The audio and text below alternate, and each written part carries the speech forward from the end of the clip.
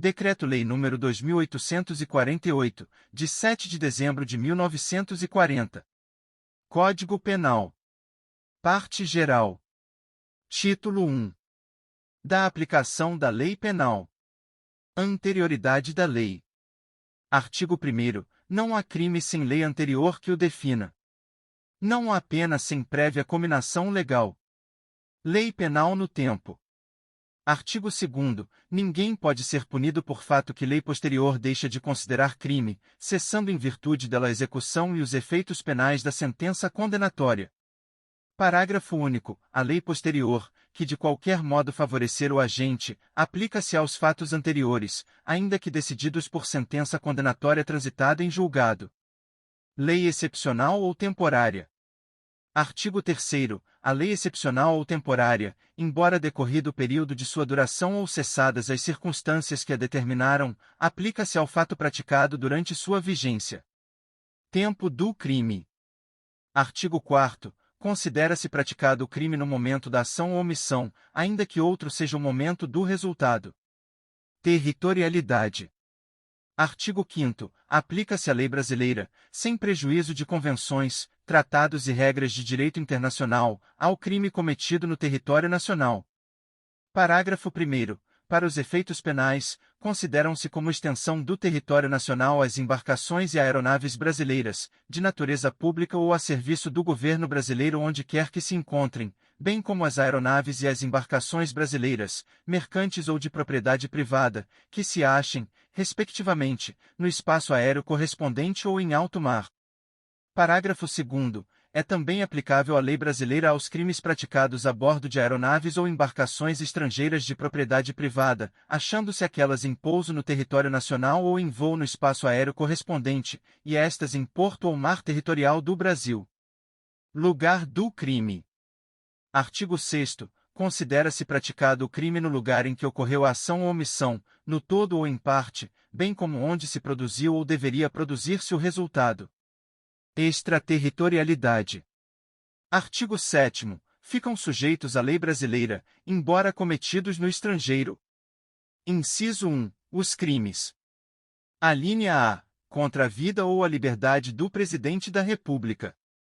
B. Contra o patrimônio ou a fé pública da União, do Distrito Federal, de Estado, de território, de município, de empresa pública, sociedade de economia mista, autarquia ou fundação instituída pelo poder público.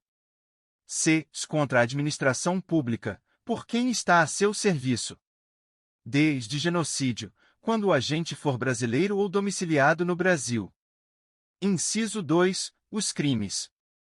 Alínea A. Que, por tratado ou convenção, o Brasil se obrigou a reprimir. B. Praticados por brasileiro. C. Praticados em aeronaves ou embarcações brasileiras, mercantes ou de propriedade privada, quando em território estrangeiro e aí não sejam julgados. Parágrafo 1º. Nos casos do inciso 1, o agente é punido segundo a lei brasileira, ainda que absolvido ou condenado no estrangeiro. Parágrafo 2º. Nos casos do inciso 2, a aplicação da lei brasileira depende do concurso das seguintes condições. Alínea A. Entrar o agente no território nacional. B. Ser o fato punível também no país em que foi praticado. C. Se estar o crime incluído entre aqueles pelos quais a lei brasileira autoriza a extradição. D. Não ter sido o agente absolvido no estrangeiro ou não ter aí cumprido a pena. E. Não ter sido o agente perdoado no estrangeiro ou, por outro motivo, não estar extinta a punibilidade, segundo a lei mais favorável.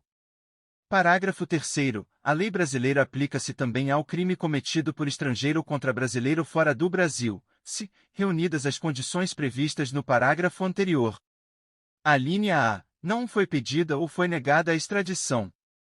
B. Houve requisição do Ministro da Justiça. Pena cumprida no estrangeiro. Artigo 8º. A pena cumprida no estrangeiro atenua a pena imposta no Brasil pelo mesmo crime, quando diversas, ou nela é computada, quando idênticas. Eficácia de sentença estrangeira.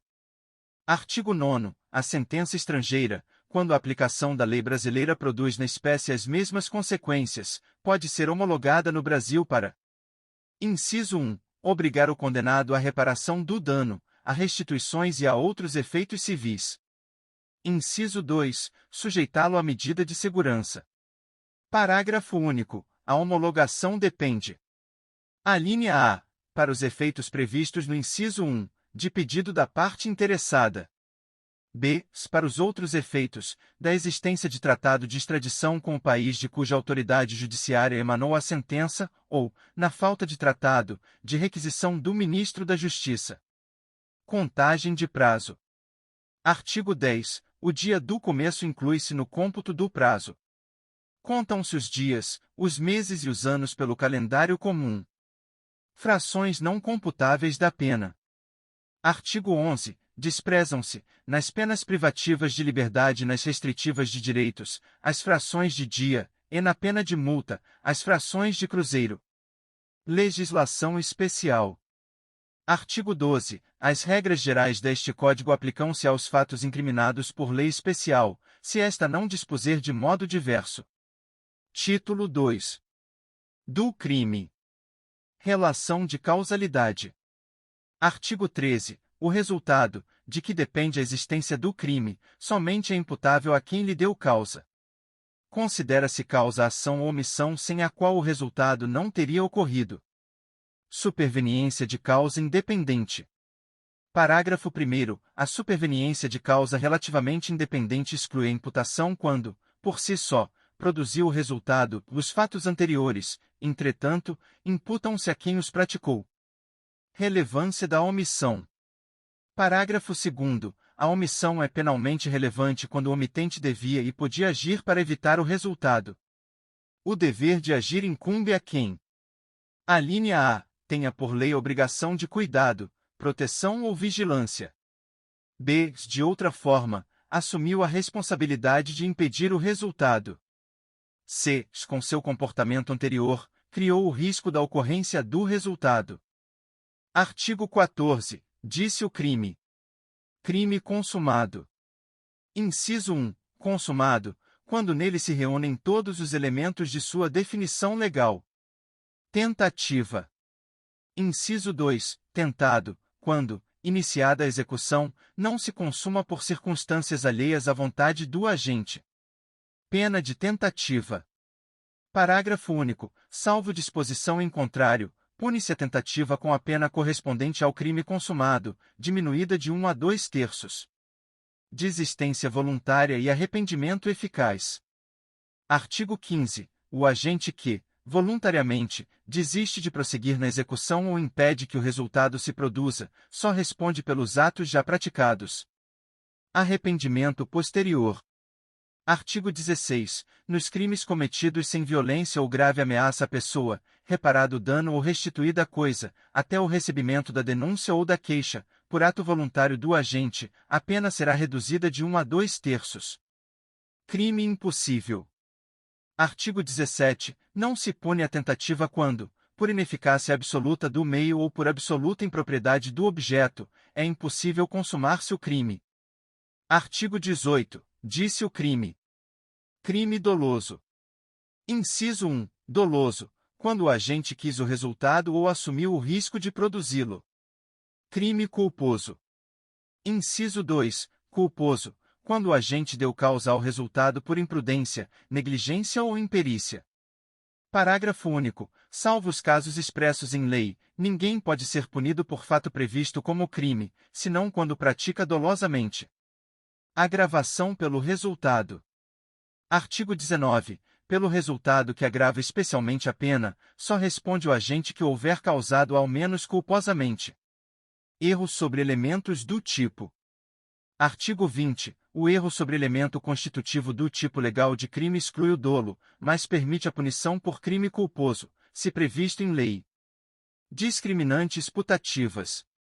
Parágrafo 1º. É isento de pena quem, por erro plenamente justificado pelas circunstâncias, supõe situação de fato que, se existisse, tornaria a ação legítima. Não há isenção de pena quando o erro deriva de culpa e o fato é punível como crime culposo.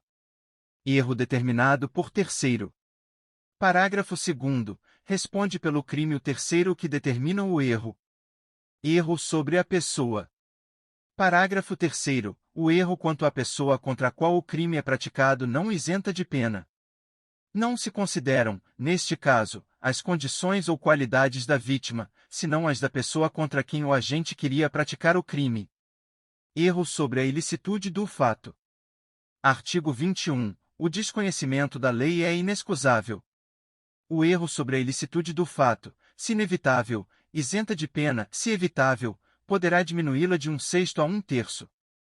Parágrafo único. Considera-se evitável o erro se o agente atua ou se omite sem a consciência da ilicitude do fato, quando lhe era possível, nas circunstâncias, ter ou atingir essa consciência. Coação irresistível e obediência hierárquica. Artigo 22. Se o fato é cometido sob coação irresistível ou em estrita obediência à ordem, não manifestamente legal, de superior hierárquico, só é punível o autor da coação ou da ordem. Exclusão de ilicitude. Artigo 23. Não há crime quando o agente pratica o fato. Inciso 1. Em estado de necessidade. Inciso 2. Em legítima defesa. Inciso 3. Em estrito cumprimento de dever legal ou no exercício regular de direito. Excesso punível. Parágrafo único. O agente, em qualquer das hipóteses deste artigo, responderá pelo excesso doloso ou culposo. Estado de necessidade. Artigo 24. Considera-se em estado de necessidade quem pratica o fato para salvar de perigo atual, que não provocou por sua vontade, nem podia de outro modo evitar, direito próprio ou alheio, cujo sacrifício, nas circunstâncias, não era razoável exigir-se. Parágrafo 1º. Não pode alegar estado de necessidade quem tinha o dever legal de enfrentar o perigo. Parágrafo 2º. Embora seja razoável exigir-se o sacrifício do direito ameaçado, a pena poderá ser reduzida de 1 a 2/3. Legítima defesa. Artigo 25. Entende-se em legítima defesa quem, usando moderadamente dos meios necessários, repele injusta agressão, atual ou iminente, a direito seu ou de outrem. Parágrafo único. Observados os requisitos previstos no caput deste artigo, considera-se também em legítima defesa o agente de segurança pública que repele agressão ou risco de agressão à vítima mantida refém durante a prática de crimes.